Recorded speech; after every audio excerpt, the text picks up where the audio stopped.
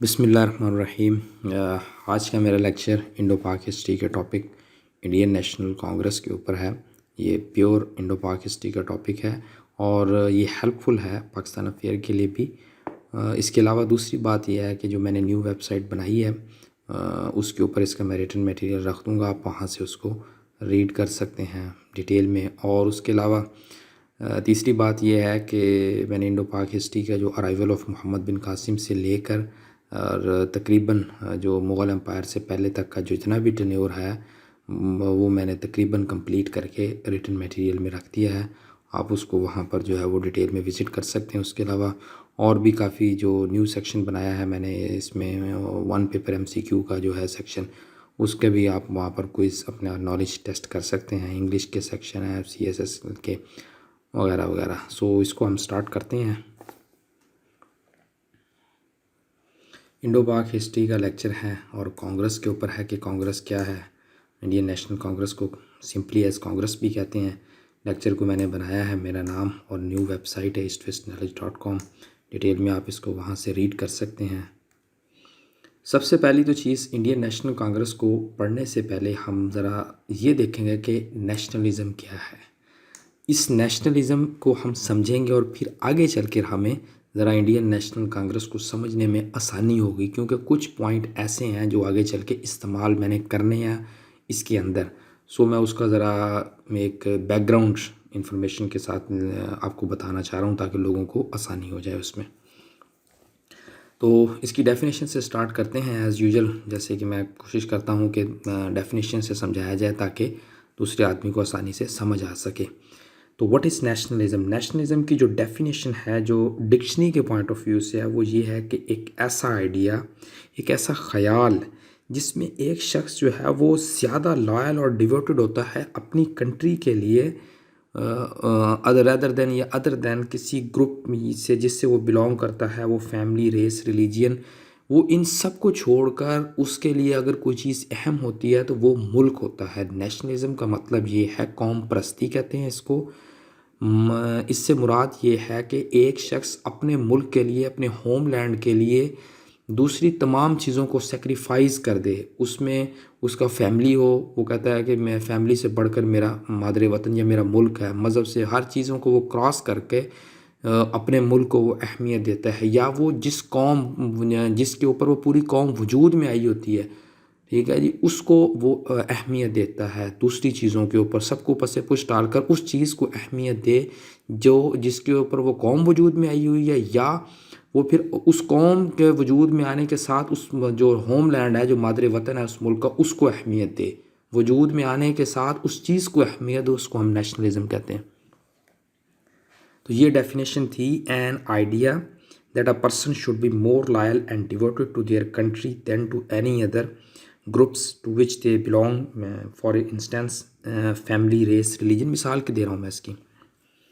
अब हम ज़रा देखते हैं कि नेशनलिज़म से पहले जब ये कॉन्सेप्ट नहीं आया था नेशनलिज़म का, और इससे पहले क्या सिस्टम होता था दुनिया में, किस किस्म के ख़यालात थे, लोग कैसे लॉयल होते थे, और फिर उसके बाद हम देखेंगे कि कैसा सिस्टम आया है। Before nationalism and after nationalism, दो चीज़ें मैं यहाँ पर ऐड कर रहा हूँ, बिफोर एंड आफ्टर।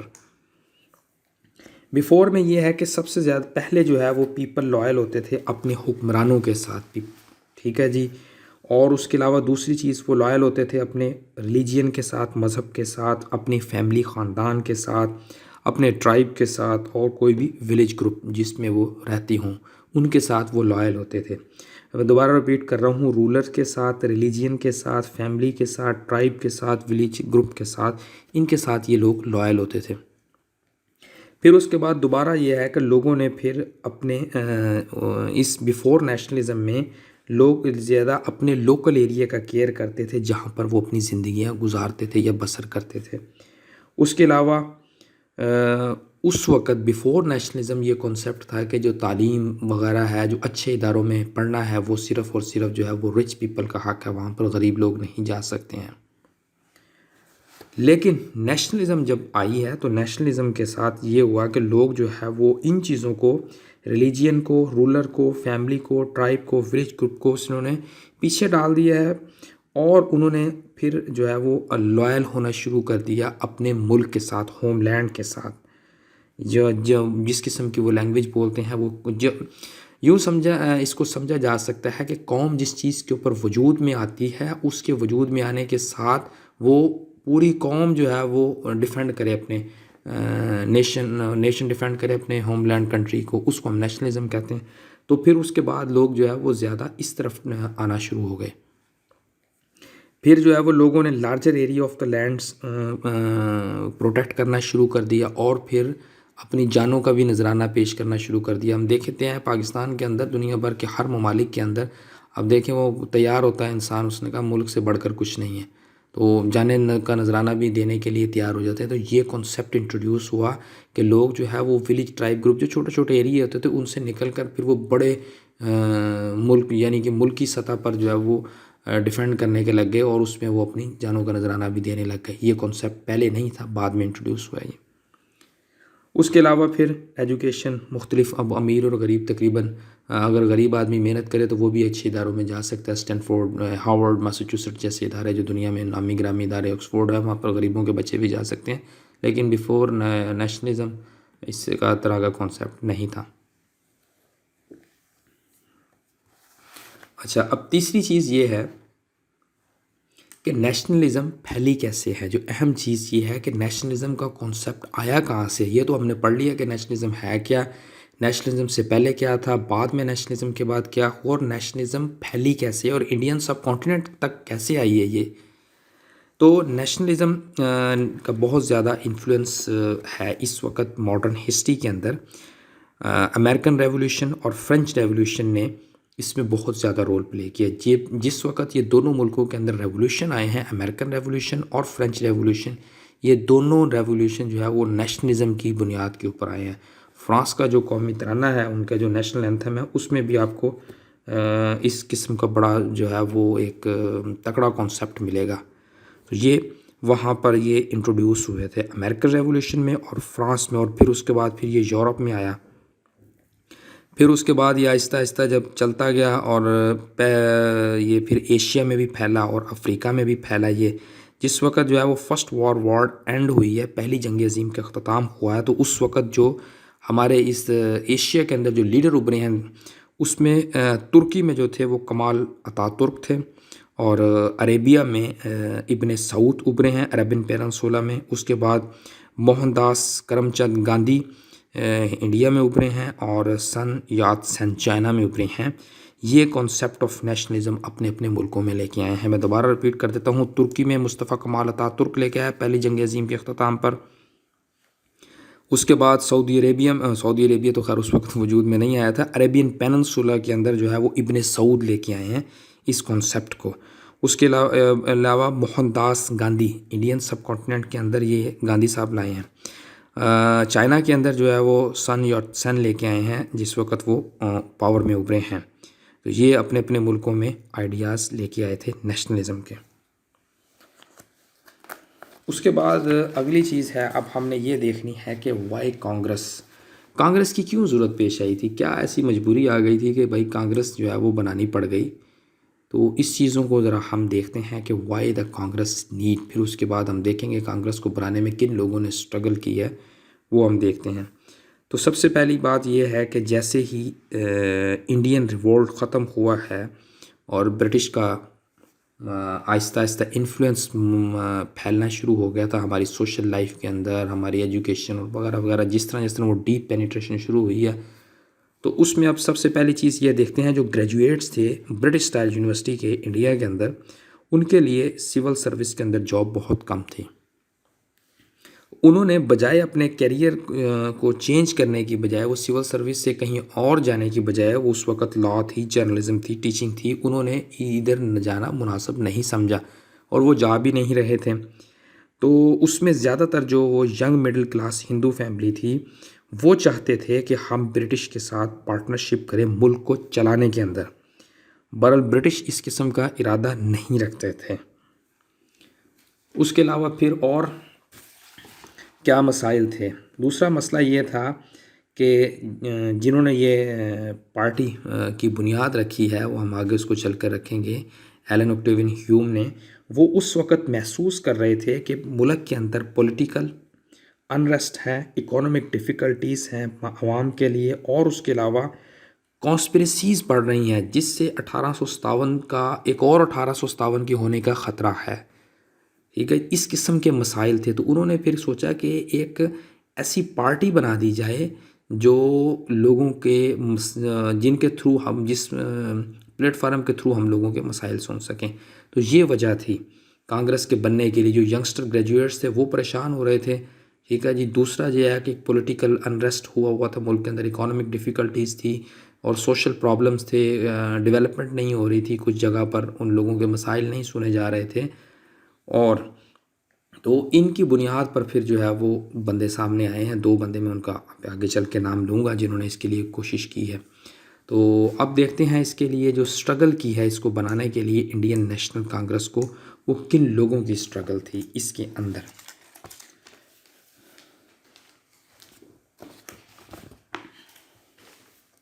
सबसे पहला जिस वक़्त 19th सेंचुरी के इख्तिताम के ऊपर बहुत सारे लोग इंडिया में और ब्रिटेन में ये बिलीव कर चुके थे कि इंडियन लोगों को एक अपनी नेशनल पॉलिटिकल बॉडी की ज़रूरत है जहाँ पर वो अपने व्यूज़ को रिप्रेजेंट कर सकें ब्रिटिश के आगे। उसके अलावा फिर 1883 के अंदर इंडियन एसोसिएशन ने सजेस्ट किया कि वो एक ऐसी बॉडी बनाएं जो वहाँ पर लोगों के मसाइल को हल कर सके। उसी साल फिर 1883 के अंदर एक ब्रिटिश मेंबर ऑफ पार्लियामेंट था, उसने टाइम न्यूज़पेपर को लिखा और कहा कि इंडियन को अपनी एक नेशनल पॉलिटिकल एसोसिएशन बनानी चाहिए। उसके अलावा फिर एक फॉर्मर इंडियन सिविल सर्विस के आदमी थे, उनका नाम था एलन ऑक्टेवियन ह्यूम। उन्होंने फिर एक ख़त लिखा था, लेटर लिखा to all the graduates of Kolkata university, और उनको कहा कि वो एक लीडिंग रोल लें एक नेशनल पॉलिटिकल ऑर्गेनाइजेशन बनाने के अंदर। उसके ख़त के बाद इंडियन नेशनल यूनियन की मुख्तलिफ़ ब्रांचेस मुख्तलिफ़ शहरों में कायम हो गई थी। उसके अलावा फिर ब्रिटिश लॉर्ड थे डफन, उन्होंने भी इनके आइडिया को सपोर्ट किया था।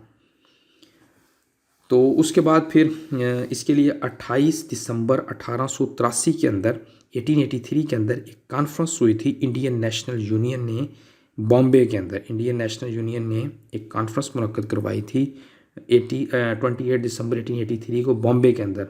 तो सेम टाइम सेकंड कॉन्फ्रेंस जो है वो कोलकाता में हेल्ड हुई थी, और इस कॉन्फ्रेंस के अंदर जो चीज़ डिस्कस की गई थी, जिसका डिस्कशन में बेज़ेर बहस आई थी जो चीज़, वो ये थी कि हमें एक ऐसा पॉलिटिकल प्लेटफॉर्म चाहिए जहाँ पर हम अपने मसाइल को डिस्कस कर सकें। तो इब्तदाई स्टेज में तो कांग्रेस नहीं चाहती थी कि ब्रिटिश जो है वो नाराज़ हों और यहाँ से जाएं, लेकिन वक्त के साथ साथ जो है वो ये चीज़ें उनमें डेवलप होती गई। फिर उसके बाद बाय द टाइम कांग्रेस ने सेकंड मीटिंग हेल्ड की थी इसके बनने के बाद, वो 1886 के अंदर, जिसमें 436 डेलीगेट ने हिस्सा भी लिया था। इलेक्टेड प्रोविंसेस से लोग आए हुए थे पूरे हिंदुस्तान के। तो अच्छा, उस वक़्त उनका जो नारा था वो ये था कि united one and for all promote our welfare and the welfare of our country, कि हम जो है वो यूनाइटेड वन हो गए, एक के लिए मुत्तहिद है गए और अपना प्रमोट करेंगे खुशहाली को, और अपनी खुशहाली को और मुल्क की खुशहाली को प्रमोट करेंगे। 2 तरह से उन्होंने कहा था, by educating the people, public आवाम को हिंदुस्तान में और बरतानिया में जो लोग रहते हैं वहाँ पर उनको एजुकेट करेंगे। उसके अलावा फिर ये करारदाद रेजोल्यूशन जो है वो न्यूज़पेपर में प्रिंट हुई और ब्रिटिश कमेटी ने एक ब्रिटिश ने एक कमेटी बना दी थी इस काम के लिए। फिर उसके अलावा सिविल सर्विस में भी उन्होंने कहा कि हमें मोर रिप्रेजेंटेशन दी जाए और लेजिस्लेटिव काउंसिल्स में भी हमें रिप्रेजेंटेशन दी जाए। अब आते हैं जी, कांग्रेस की बुनियाद कैसे किन लोगों ने रखी है। मैं आपको बल्कि एक आज नई इन्फॉर्मेशन भी प्रोवाइड करूँगा, यहाँ पर मेरी नज़र से पहली दफ़ा गुजरी है। वो ये है कि इंडियन नेशनल कांग्रेस की बुनियाद एक रिटायर्ड सिविल सर्वेंट ने रखी है। वो स्कॉट्समैन थे, Allan Octavian Hume, retired civil servants. इसकी बुनियाद इन्होंने 1885 के अंदर रखी है, और इसको इंडियन नेशनल कांग्रेस भी कहते हैं और सिंपली इसको कांग्रेस भी कहते हैं। अच्छा, उसके अलावा दूसरा आदमी इनके साथ जो था उसका नाम था सर हेनरी कॉटन। 2 आदमी थे इस काम के अंदर, Sir Allan Octavian Hume and Sir Henry Cotton. ये दोनों जो है वो लिबरल माइंडेड ब्रिटिश आदमी थे और इन्होंने इसकी बुनियाद रखी ताकि लोग जो है वो अपने मसाइल डिस्कस कर सकें। अच्छा, उसमें डेलीगेट्स के बारे में मुख्तलिफ इंफॉर्मेशन है। एक जगह पर मैंने पढ़ा है कि जी 72 डेलीगेट्स इसमें शामिल थे जब पहली दफ़े 1885 में मिले हैं। और एक जो हमारी Punjab text book board level पे जो किताबें पढ़ाई जाती हैं लोकल लेवल पे, उसमें लिखा हुआ है जी 28 दिसंबर 1885 को 70 लोग 70 delegates participate in the meeting of Congress, जिसमें से सिर्फ 2 मुसलमान थे। ये इन्फॉर्मेशन मैंने इंडियन नेशनल कांग्रेस के बारे में पढ़ी है कि मुसलमान कितने थे। लेकिन एक और किताब मैंने उसमें इसको ज़रा पढ़ा है, वो क्या कहते हैं इसके बारे में। वो कहते हैं कि जी फर्स्ट कांग्रेस की मीटिंग जो है वो दिसंबर 1885 में हेल्ड हुई थी बॉम्बे में, जिसमें 83 पीपल थे। एक जगह पर मैंने आपको बताया कि 70 मैंने पढ़ा है, एक जगह पर 70 डेलीगेट्स है, और एक जगह पर 83 है, और एक जगह पर 72, 3 मुख्तलिफ फिगर्स के साथ हैं। तो जो कि हर तकरीबन प्रोविंस को रिप्रेजेंट कर रहे थे सब कॉन्टिनेंट्स में। 2 ब्रिटिशर थे, ह्यूम, और 2 अदर आदमी जो है वो यूरोपियंस थे। जबकि 54 डेलीगेट्स जो है वो हिंदू थे, जिसमें से कुछ पारसी और जैन थे। सिर्फ मुसलमान 2 थे। और बड़ी इंटरेस्टिंग इन्फॉर्मेशन ये है कि इसमें आधे से ज़्यादा लोग लॉयर थे। अच्छा जी, उसके बाद अब हम देखते हैं कि जो ब्रिटिश के लोग थे उनकी क्या ओपिनियन थे, उन्होंने आखिर इसकी क्यों इजाज़त दी, वाई, वो इसके बारे में कैसी राय रखते थे। तो उसमें जो है वो 2 आदमी इम्पोर्टेंट हैं इसके रोल में, जिनका रोल है इसके बारे में। उसमें एक तो है उस वक़्त के लॉर्ड थे, लॉर्ड डफन। उन्होंने इसके बारे में ये कहा था कि ये एक सेफ्टी वॉल्व है एक तरह का, जिसमें ज़रा जो ख़ास स्पेशल क्लास है बस उसको हम कंट्रोल कर लेंगे और बाकी फिर जो है वो आगे सिस्टम चलता रहेगा। उन्होंने कहा था कि ये हमारे लिए बेनिफिशियल है, ये उनकी राय थी। लॉर्ड डफरन ने ये कहा था इसको, वो बल्कि वो कहते थे कि माइक्रोस्कोपिक माइनॉरिटी है इंडियन ओपिनियन की, यानी कि हिंदुस्तान के लोगों ने जहाँ पर अपनी राय देनी है, ये एक माइक्रोस्कोपिक माइनॉरिटी है। और 1900 में फिर जब ये न्यू वाइसराय आए थे लॉर्ड कर्जन, उन्होंने ये कहा कि कांग्रेस जो है वो टॉटरिंग है टू इट्स फॉल्ट, डगमगा रही है, अपने गिरने के करीब है, और मेरी सबसे बड़ी ख्वाहिश ये होगी कि मैं इसको पीसफुल डेथ की तरफ पहुंचाने में मदद दूं। लॉर्ड कर्जन और लॉर्ड डफरन, ये 2 आदमियों ने अपनी ओपिनियन दी है इसके बारे में। उसके बाद अब हम आते हैं कि कांग्रेस के ऑब्जेक्टिव क्या थे, what were the objectives of Congress. Congress के मुख्तलिफ ऑब्जेक्टिव हैं इसके बारे में। तो पहला तो ऑब्जेक्टिव उनका ये था कि हमें एक ऐसी इवॉल्व करनी चाहिए sense of nationhood among the Indians, Hindustan के लोगों के दरमियान हमें एक सेंस ऑफ नेशनहुड को डेवलप करना चाहिए। फिर दूसरी, इस प्लेटफार्म पर हम लोगों के ग्रीवेंसेस, दुख मसाइल जो है वो इंडियन पीपल के लोगों के, वो बयान करेंगे हम। उसके बाद उन्होंने कहा कि हम reorganise the people in the fields of culture, politics and morality. Morality में, सियासत में, कल्चर में, इन मैदानों में हम लोगों को दोबारा ऑर्गेनाइज करेंगे। उसके अलावा फिर हम काम करेंगे for the welfare of Indian people, Hindustan के लोगों की खुशहाली के लिए हम काम करेंगे।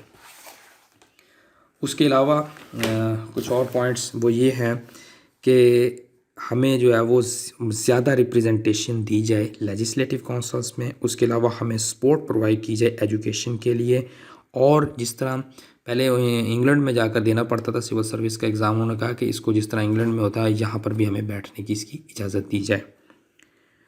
उसके अलावा फिर वो कहते थे कि हिंदुस्तान से कम पैसे लें, यहाँ से मनी कम लें। फॉर एग्ज़ाम्पल, मिसाल के तौर पर वो कहते थे कि एक बजट का बहुत सारा हिस्सा जो है या बहुत सारी दौलत जो है वो यहाँ से जाती है और ख़र्च होती है जो रिटायर्ड ब्रिटिश गवर्नमेंट ऑफिशियल्स हैं उनके ऊपर, और वो यहाँ भी नहीं रहते, वो ब्रिटेन में रहते हैं और यहाँ से उनकी पेंशन भेजी जाती है। उन्होंने कहा था काइंडली इसको कम किया जाए।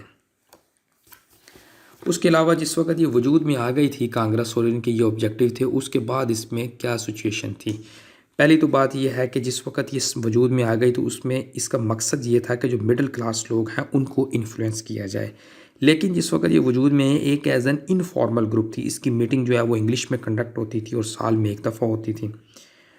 स्टार्ट में ब्रिटिश के लोग ये इंडियंस लोग ये समझते थे अर्ली डेज़ के अंदर के कांग्रेस और हिंदुस्तान के लोग इतने काबिल नहीं हैं कि वो अज़ खुद रूल कर सकें। तो वो कहते थे कि स्टार्ट में उनको ब्रिटिश के साथ लॉयल रहना पड़ेगा, ठीक है जी। और फिर उन वो लॉयल रहे भी फिर, और बाद में उन्होंने कहा कि हमें जो है वो एज अ कैपेबल पार्टनर समझा जाए और हमें इसमें शरीक किया जाए, इसके अंदर पावर के अंदर। और फिर उसके बाद ये स्पोर्ट आहिस्ता आहिस्ता ग्रू करना शुरू हो गई थी। फिर बाद में उनका आप देखें कि इसने मज़ीद पॉलिटिकल रोल लिया इस पार्टी ने, और उस पार्टी में पॉलिटिकल रोल लेने के बाद फिर इन्होंने डिवाइड की बात करना शुरू कर दी थी। अब हम आते हैं कि एक्सट्रीमिज़म कैसे स्टार्ट हुई है कांग्रेस में। सबसे पहले तो मैं आपको ज़रा एक्सट्रीमिज़म की डेफिनेशन बताता हूँ कि एक्सट्रीमिज़म होती क्या है। एक्सट्रीमिज़म का मतलब है, उर्दू में हम इसको कहते हैं इंतहा पसंद, ठीक है जी। और इंग्लिश में हम इसको कहते हैं एक्सट्रीमिज़म।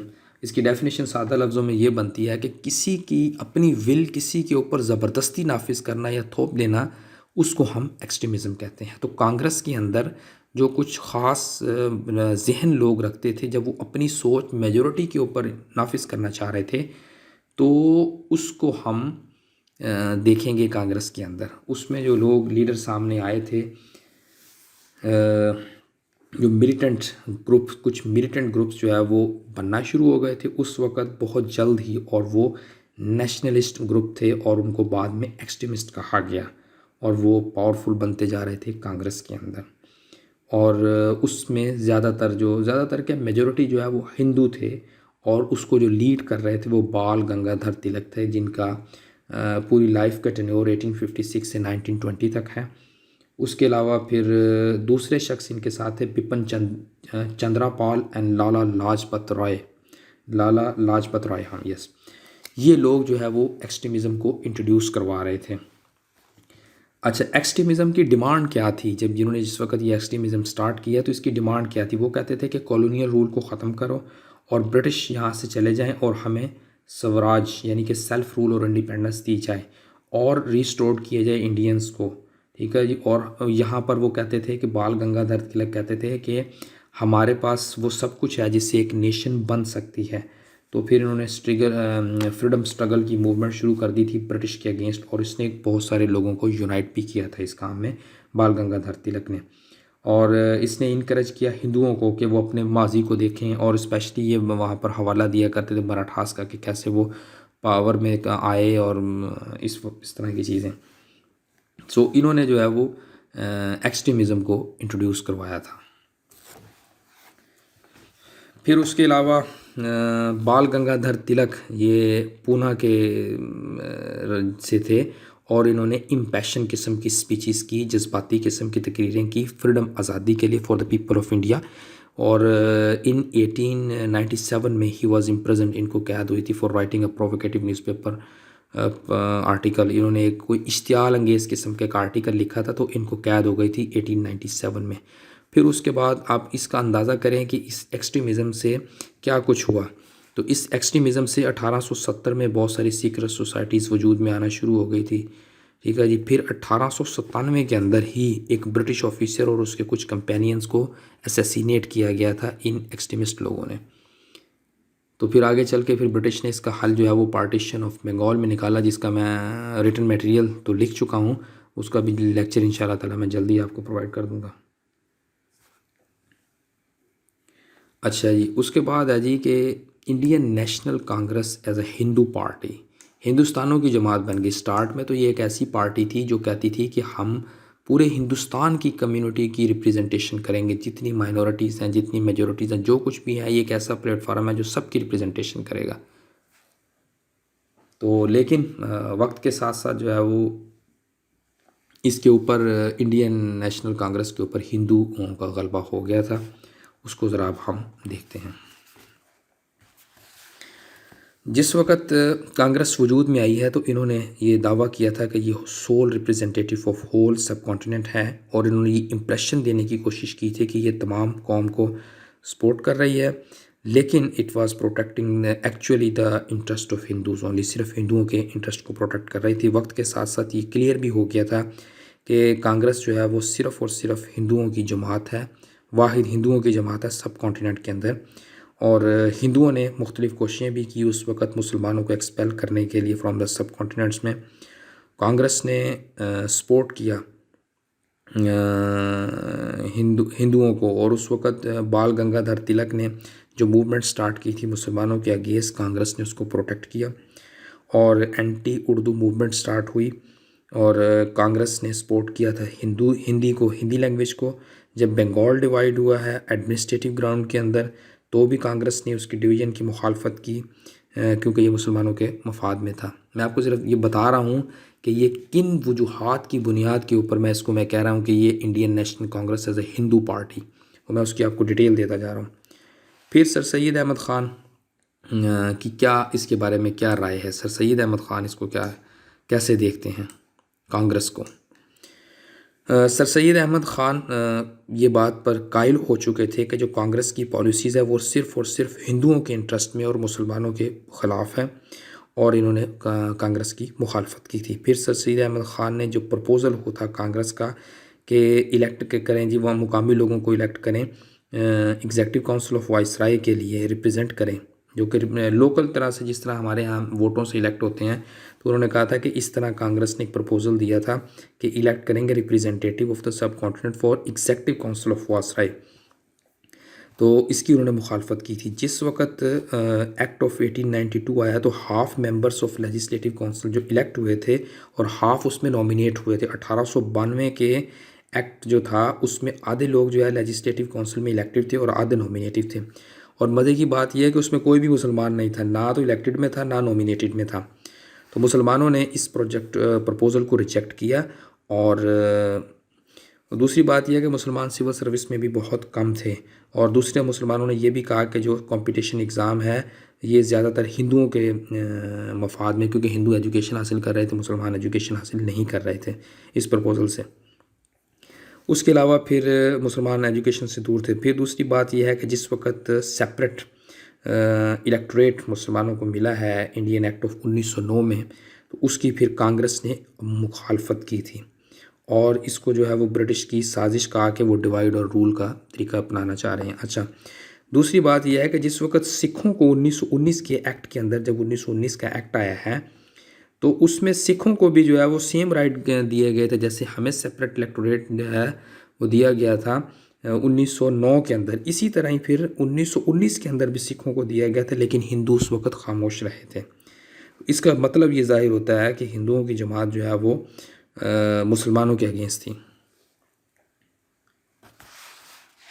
अच्छा, अब है जी सर सैयद अहमद ख़ान का। हम देखते हैं कि सर सैयद अहमद ख़ान का क्या पॉइंट ऑफ व्यू था अबाउट टू नेशन थ्योरी के बारे में। टू नेशन थ्योरी के बारे में वो क्या कहते हैं। तो सर सैयद अहमद ख़ान आगाज़ में तो चाहते थे कि मुसलमानों के अच्छे ताल्लुकात होने चाहिए हिंदुओं के साथ, लेकिन वक्त ने साबित किया कि ये ऐसा नहीं हो सकता था। और उसकी मैं आपको थोड़ी सी कुछ वजूहात बताता हूँ कि जिस वक्त जो मॉडर्न डेमोक्रेसी दुनिया में वजूद में आ रही थी, उस वक्त जो मॉडर्न डेमोक्रेसी थी बरतानिया में और अमेरिका में, वो उसको बड़ी अच्छी तरह समझते थे। और फिर 1884 में कुछ ब्रिटिश लोग इस काबिल हो गए थे, British man were able to vote. 1884 में ब्रिटिश के लोगों ने वोट देना शुरू, वोटिंग सिस्टम वहाँ पर इंट्रोड्यूस हुआ। फिर 1888 के अंदर ख़वातीनों को वोट देने की इजाज़त हो गई थी लोकल काउंसिल के इलेक्शन में। इसी तरह ही इंडिया में भी कुछ लोकल गवर्नमेंट काउंसिल्स को इलेक्ट करना शुरू कर दिया। सर से हम जानते थे कि ये जो एक्सटेंशन ऑफ डेमोक्रेसी है ना इंडिया के लिए, ये सीरियसली डिसएडवांटेज है, ये डैमेज करेगी मुसलमानों को। क्यों? हिंदू हैं मेजॉरिटी में उस वक्त और वो और इलेक्शन जीत लेंगे। जैसे कि पाकिस्तान में होता है, मेजॉरिटी मुसलमान है, हम तकरीबन इलेक्शन जीत लेते हैं, लेकिन हमने उनको सेपरेट राइट ऑफ इलेक्टोरेट दिया था कि हिंदू के मुकाबले में हिंदू खड़ा होगा, उनकी सीटें रखी हुई हैं, ईसाई के मुकाबले में ईसाई खड़ा होगा। तो वो उस वक्त जो है वो कांग्रेस इस किस्म की डेमोक्रेसी चाहती थी जिसमें वो परमानेंटली रूल करें सबके ऊपर। हिंदू, वो उन्होंने कहा था कि ये तमाम इलेक्शन ये जीत लेंगे और परमानेंटली पावर इनके हाथ में होगी अगर ये सिस्टम आ गया। तो उन्होंने कहा था कि अगर कभी ब्रिटिश यहाँ से चले गए तो वो खौफज़दा थे इस बारे में कि हिंदुओं की डोमिनेशन होगी और मुसलमानों और हिंदुओं के दरमियान जो है वो तशद्दुद होगा। उसके अलावा फिर ये वो उन्होंने कहा कि इसका हल क्या है, इसका हल क्या दिया उन्होंने कहा कि ब्रिटिश को चाहिए कि वो मुसलमानों और हिंदुओं को सेपरेटली ट्रीट करे, लेकिन उनकी वफ़ात के बाद ये आइडिया जो है वो टू नेशन थ्योरी बन गई कि हमें और उनको सेपरेट ट्रीट करें। तो यानी कि टू नेशन थ्योरी से मेरा दो डिस्टिंक्ट ग्रुप मुसलमान और हिंदू जो कि डिफरेंट हैं हर लिहाज से और lived separate lifes from one another, एक दूसरे से मुख्तलिफ ज़िंदगी गुजारते हैं और दोनों जो है वो कौम की डेफिनेशंस पर पूरा उतरते हैं। हम भी पूरा उतरते हैं, वो भी उतरते हैं। कायद-ए-आज़म मोहम्मद अली जिन्ना ने कहा था कि हम हिंदुस्तान में जो मुसलमान हैं वो दुनिया की हर डेफिनेशन के मुताबिक जो है वो पूरा उतरते हैं एज ए नेशन। तो फिर आगे चलकर इसी बुनियाद पर जो है वो पाकिस्तान वजूद में आया। तो ये इनका सर सैयद अहमद ख़ान का टू नेशन थ्योरी का मकसद था। सो आज का लेक्चर अख्ताम पजीर हुआ है। मैं आपको ज़रा थोड़ी सी इन्फॉर्मेशन दे दूं कि मैंने जो एक सर सैयद अहमद ख़ान के लेक्चर का रिटन मटेरियल है, शाह वलीउल्लाह है, फिर सैयद अहमद शहीद बरेलवी हो गया, हाजी शरीयतुल्लाह हो गया, अब ये कांग्रेस का और उसके अलावा फिर पार्टीशन ऑफ बंगाल, ये मैंने कुछ मुस्लिम की जो स्ट्रगल थी इंडिपेंडेंस के लिए, इसके ऊपर मैंने रिटन मटेरियल के साथ जो है वो लेक्चर प्रोवाइड कर दिए हैं। लेक्चर को सुनने के लिए शुक्रिया।